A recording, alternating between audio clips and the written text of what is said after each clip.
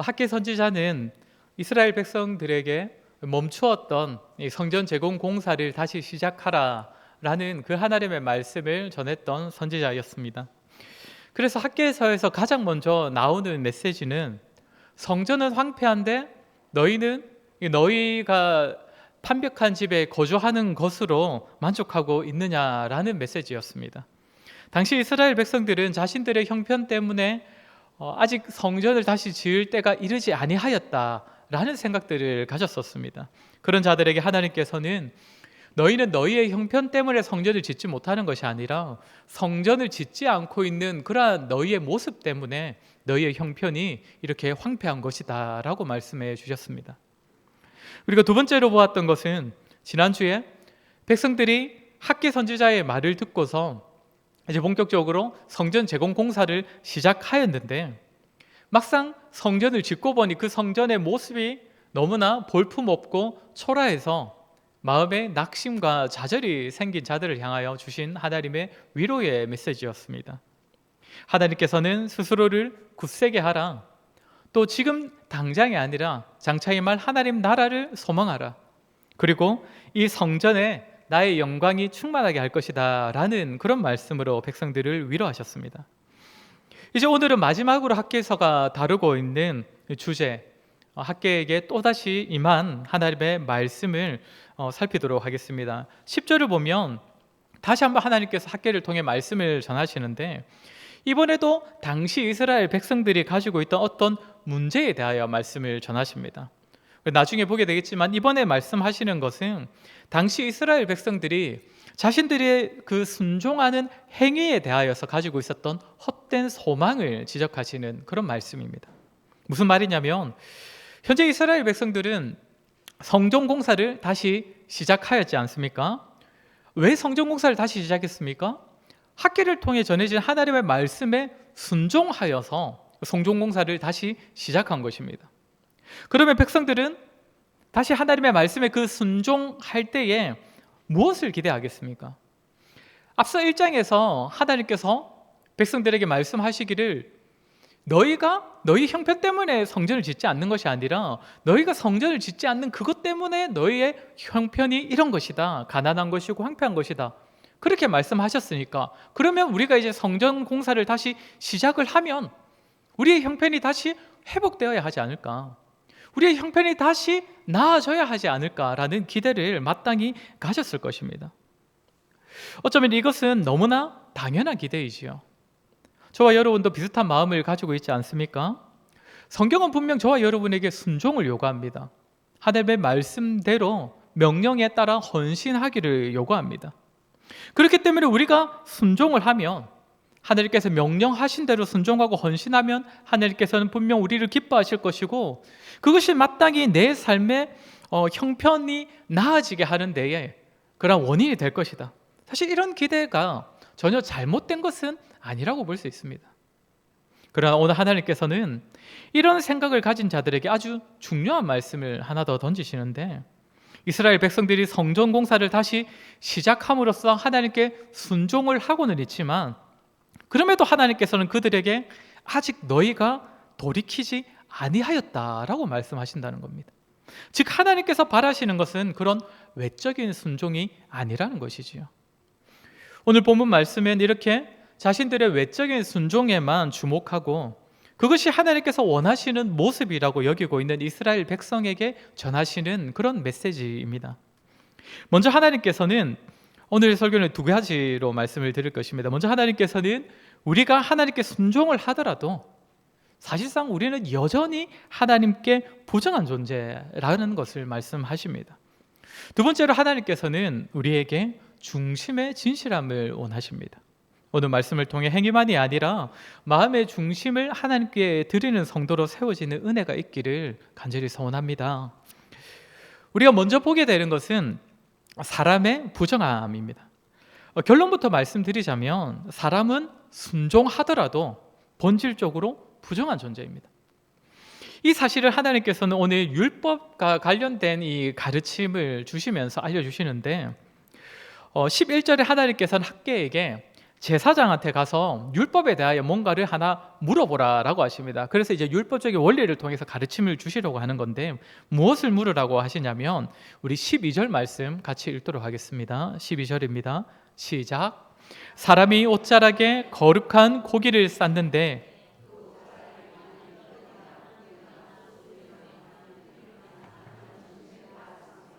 그것이 성물이 되겠느냐 하라. 학개가 물음에 제사장들이 대답하여 이르되 아니니라 하는지라. 그러니까 제사장에게 가서 거룩한 고기에 대하여서 질문해 보라라고 하십니다. 하나님께 이제 제사로 바치는 고기, 그거는 그 이제 특별히 구별된 제물이기 때문에 거룩한 고기라고 지칭하는데 그것과 닿은 것들, 고기를 싸고 있던 옷자락이나 고기와 함께 두었던 떡이나 또 고기를 넣었던 국이나 기름, 포도주, 그렇게 그런 것들이 고기와 접촉을 했다고 해서 덩달아 거룩해질 수 있느냐, 성물이 되느냐라고 제사장에게 물어보라고 하시는 겁니다. 그래서 학개가 물어보니 제사장들이 뭐라고 합니까? 아니니라, 그럴 수 없다라고 대답을 했다는 것입니다. 거룩하지 않은 것이 거룩한 것과 접촉했다고 해서 덩달아 거룩해지는 것이 아니라는 것입니다. 그러니까 하나님께서는 지금 율법의 가르침을 통해서 거룩함이 가지고 있는 특성에 대해 알려주시는 것입니다. 거룩함은 전염성이 있느냐, 거룩함은 옆에 옮겨질 수 있느냐, 닿은 것에 옮겨질 수 있느냐. 그런데 뭐라고 합니까? 그럴 수 없다는 것이지요. 거룩함은 그렇게 다른 것에 옮겨지는 것이 아니다. 그러면 성경이 말하는 거룩함은 어디에서 비롯됩니까? 옮겨지는 것이 아니라면 어떻게 거룩해지는 것이 가능한 것인가? 성경은 하나님께서 택하여 주신 것이 곧 거룩한 것이다 라고 가르침을 주고 있습니다. 옆에서 옮겨지는 것이 아니라 하나님께서 인정해 주시는 것, 하나님께서 인정해 주시는 자가 곧 거룩한 백성인 성도이고, 물건 역시도 하나님께서 인정해 주시고 택해 주실 때에 그것이 거룩한 것이 될 수 있는 것이지요. 그렇게 히브리서 기자는 우리가 얻은 구원과 우리가 거룩하게 되는 것을 동일하다라고 말을 하고 있습니다. 히브리서 10장 10절 말씀 우리 같이 한번 읽도록 하겠습니다. 10장 10절입니다. 시작. 이 뜻을 따라 예수 그리스도의 몸을 단번에 들이심으로 말미암아 우리가 거룩함을 얻었노라. 무엇입니까? 거룩함은 하나님께로부터 오는 것이지요. 하나님께서 택하여 주시고 거룩하게 여겨 주시는 사람이 거룩함을 얻은 사람, 거룩해진 사람입니다. 자, 아무튼 이렇게 오늘 하나님께서 먼저 말씀해 주시는 것은 거룩함은 옮겨지는 것이 아니다라고 말씀하시고, 이어서 말씀하시는 것은 이제 부정함이 가지는 특성에 대해서 말씀하십니다. 우리 13절 말씀 같이 읽도록 하겠습니다. 오늘 보면 13절입니다. 시작. 학개가 이르되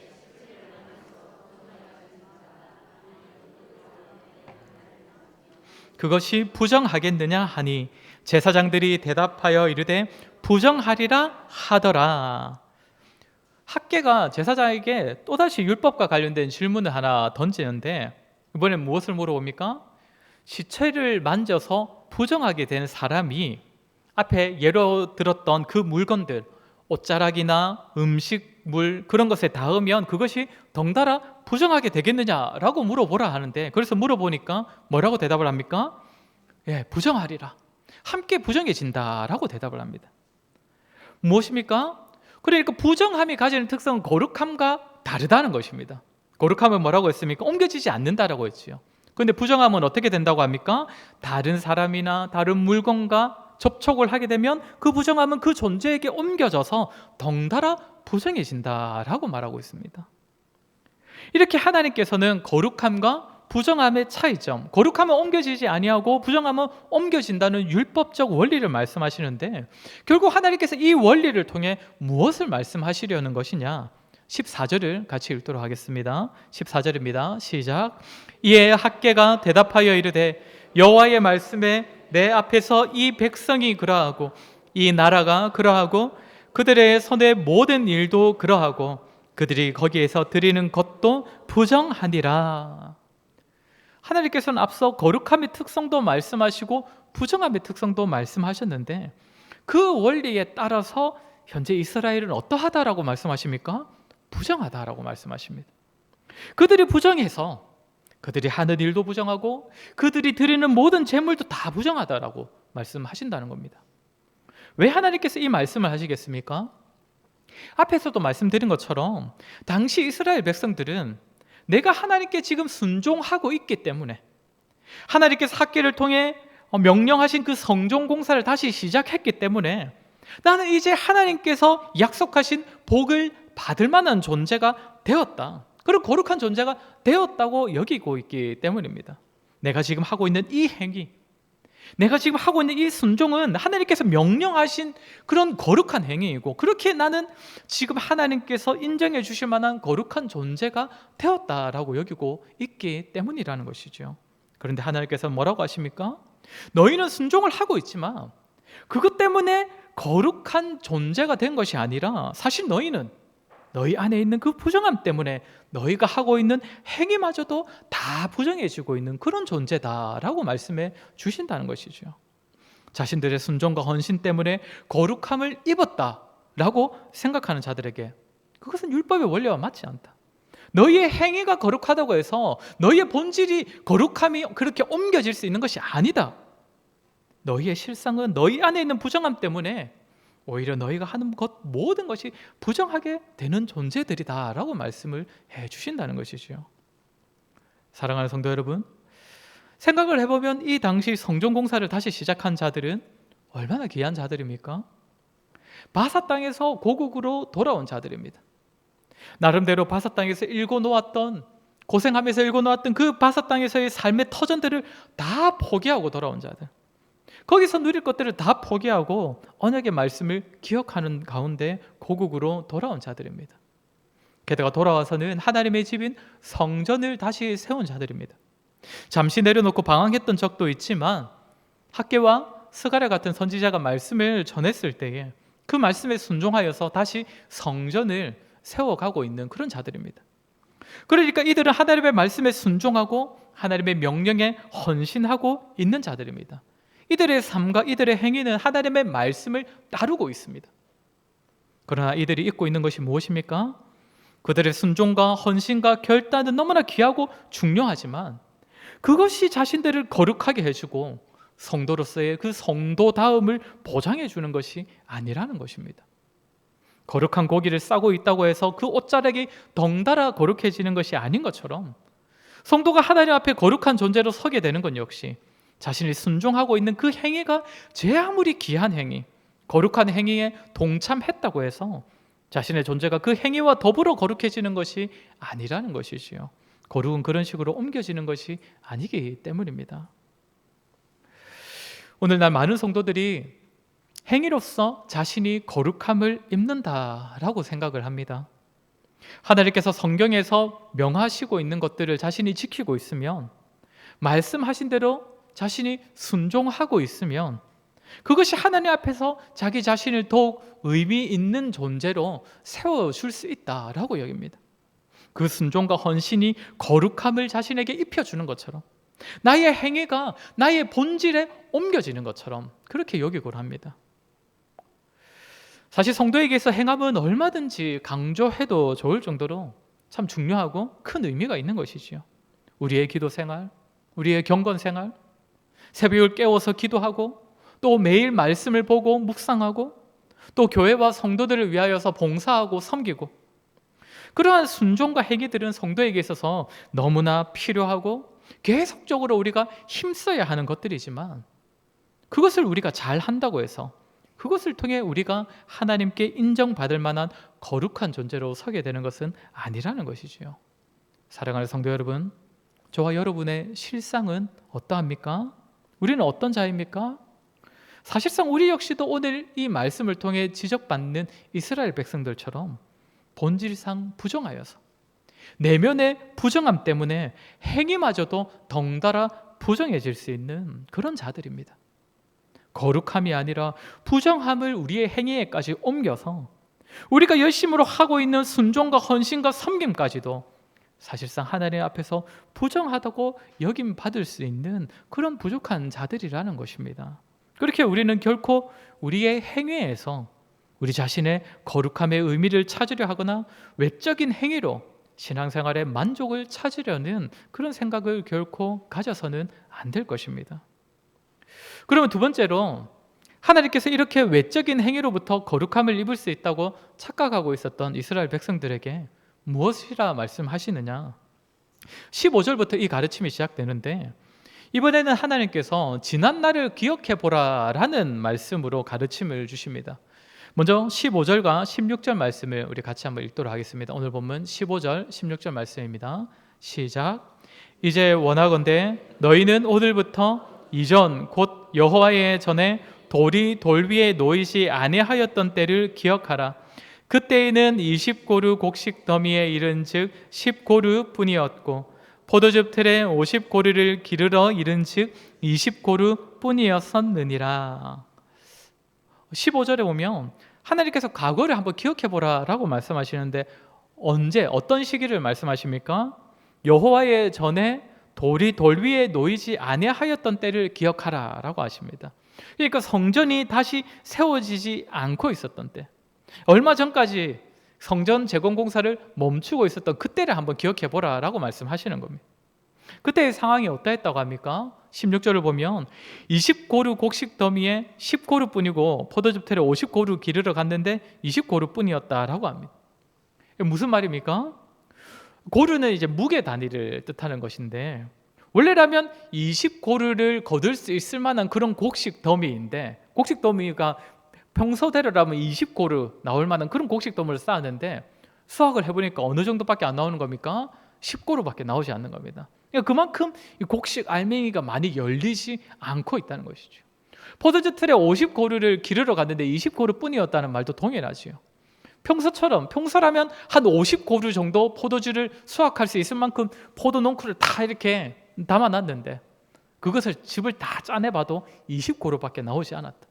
그만큼 그 포도 알갱이가 작거나 포도 안에 그 수분이 거의 말라있는 그런 포도밖에 거두지 못하였다라는 것이죠. 그러면 그때의 이스라엘의 상태가 왜 그렇게 황폐했는가?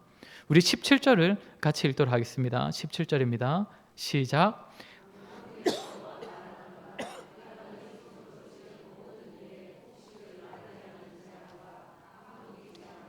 우박으로 쳤으나 너희가 내게로 돌이키지 아니하였느니라.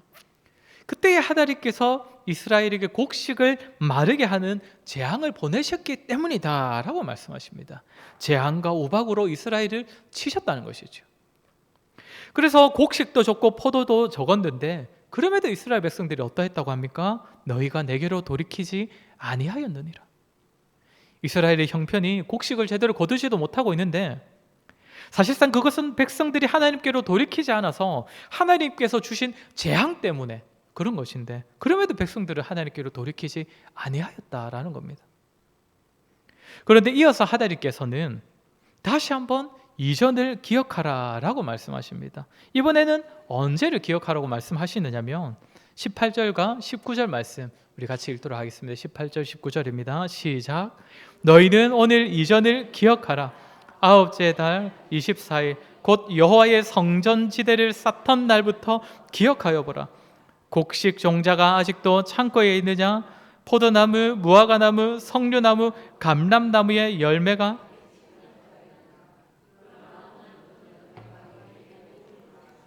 아멘.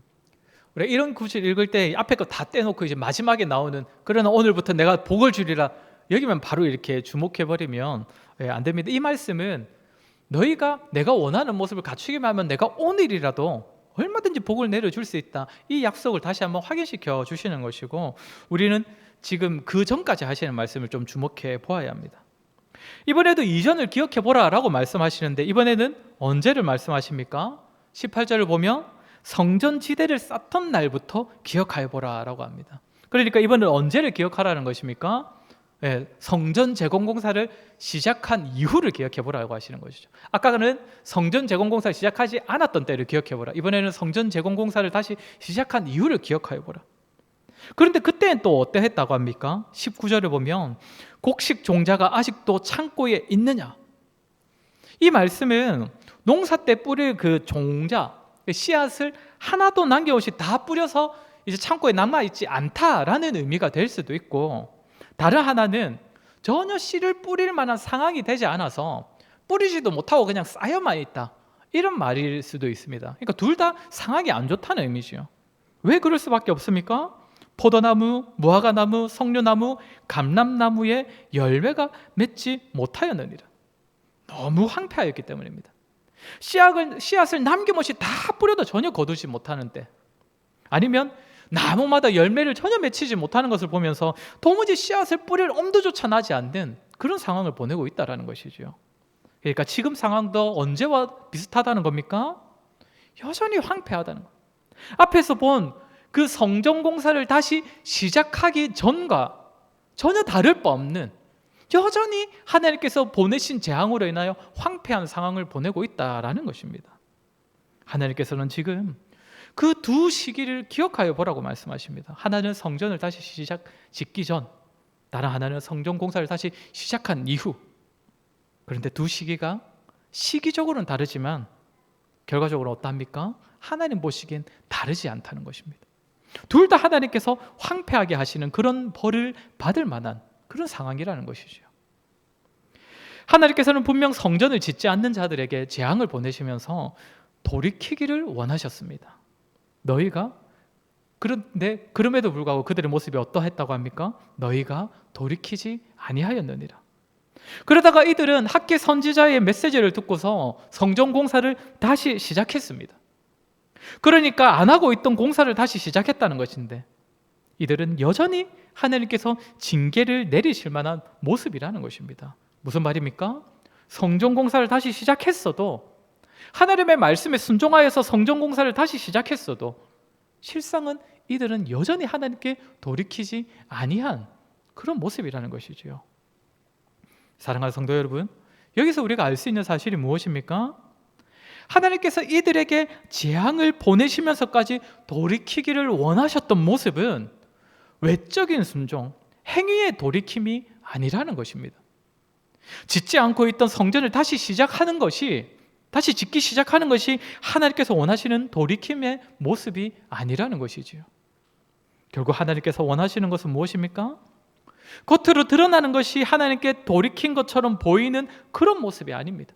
무엇입니까? 중심을 보시는 하나님이시기 때문에, 사람의 중심을 보시는 그 하나님이시기에 그의 중심에서부터 하나님을 향하고 하나님의 앞에서 자기의 중심을 겸손하고 정직하게 가져서 중심에서부터 하나님께로 철저히 돌이키는 그런 모습을 원하신다는 것입니다. 많은 사람들이 중심을 하나님께 돌이키지 않은 채 자신의 마음이 참으로 하나님께 돌이켜 중심의 진실함으로 하나님을 섬기고 있는지 자신을 돌아보지 않은 채 그저 시키신 행위를 하고 있다는 사실에서 스스로 하나님께로 철저히 돌이킨 것처럼 만족해버립니다. 그것이 하나님께서 원하시는 돌이킴이라고 생각을 합니다.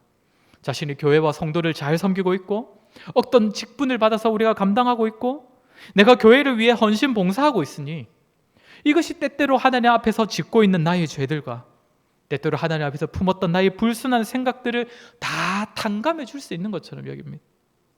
죄를 회개할 때에도 중심의 돌이킴보다 내가 입에서 용서해 달라고 말을 했다는 그 행위, 회개의 기도를 했다는 그 외적 행위에 더 많은 의미를 두곤 한다는 것입니다. 그러나 하나님께서 원하시는 것은 그것이 아닙니다. 하나님께서 원하시는 우리의 거룩함은 외적인 것에서 비롯될 수 없기 때문에 하나님께서는 우리의 중심을 원하십니다. 그래서 다윗은, 우리가 잘 아는 다윗은 시편 51편에서 자신의 죄를 대하여서 고백할 때에 자신의 중심을 두고 또 자신의 내면을 위하여 기도를 합니다. 우리 시편 51편 6절을 함께 읽도록 하겠습니다. 시작. 보소서, 주께서는 은밀히 가르치시리이다. 아멘. 이 고백은 잘 아시다시피 다윗이 우리아의 아내를 범하는 그 죄를 지었을 때 나단이 딱 죄를 지적하자마자 다윗이 곧바로 엎드려서 회개할 때 보였던 고백입니다. 뭐라고 합니까? 하나님께서는 나의 중심의 진실함을 원하십니다. 다윗은 자신의 죄를 깨달았을 때 곧바로 무릎 꿇고 애통하며 기도했습니다. 정말 우리가 모범적으로 여기는 그런 모습 아닙니까? 그런데 다윗은 그런 자신의 그 행위가 아니라 하나님께서는 중심의 진실함을 원하시는 분이십니다라고 고백을 한다는 것이죠. 그렇게 10절에서는 또 다윗이 뭐라고 기도를 하느냐면 시편 51편 10절입니다. 시작. 하나님이여 내 속에 정한 마음을 창조하시고 내 안에 정직한 영을 새롭게 하소서. 자신의 내면을 위해 기도합니다. 자신의 중심을 두고 하나님께서 원하시는 것은 자신의 중심의 진실함, 그것이 하나님께로 철저히 돌이켜져야 하나님께서 그 돌이킴을 인정하신다는 사실을 알고 있기 때문에 하나님, 나의 속사람을, 나의 중심을 새롭게 주십시오라고 기도한다는 것이지요. 사랑하는 성도 여러분, 하나님께서는 분명 이 당시 이스라엘 백성들에게 성전 제공 공사를 요구하셨습니다. 성전을 다시 세우라고 명령하셨습니다. 그러나 하나님께서는 그 성전, 그 건물 성전만을 원하셨던 것이 아닙니다. 무엇입니까?